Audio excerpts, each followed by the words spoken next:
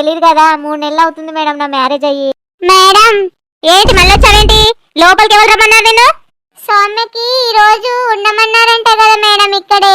ఆమెకు చాలా పెయిన్స్ వస్తున్నాయి. సిస్టర్లేమో ఆడ వెయిట్ చేయండి, ఇప్పుడేం డెలివరీ అవ్వదు అంటున్నారు. అమ్మాయి ఏమో ఫస్ట్ కాన్పు కదా మేడం, ఏడుస్తుంది. మళ్ళీ ప్రైవేట్కి వెళ్ళిపోతానంటుంది మేడం.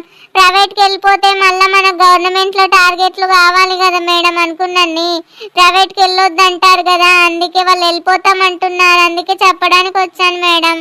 మరి ఇంకేంటి, లోపలికి తీసుకెళ్ళి డెలివరీ చేయమ్మా. నువ్వే చేస్తావు కదా, మేమెందుకు? ఇంకా నువ్వు చేయంగా. సిస్టర్లు అవసరం లేదు, డాక్టర్లు అవసరం లేదు, ఆశా వర్కర్లే ఉన్నారు కదా, వాళ్ళకి అండగా మీరు ఉంటానంటున్నారు కదా. ఉండండి, డెలివరీ కూడా చేయిపో. లేబర్ రూమ్ కి డైరెక్ట్ తీసుకెళ్ళి డెలివరీ చేయు. అసలు నేను ఒక్కసారి కూడా ఎక్కువ మాట్లాడలేదు. ఆమెకు పెయిన్స్ వస్తున్నాయి, అసలు లోపలేకపోతుంది. డెలివరీకి ఏమో గవర్నమెంట్ హాస్పిటల్లో తీసుకురమ్మని మీరే చెప్తారు. మళ్ళీ ఇప్పుడు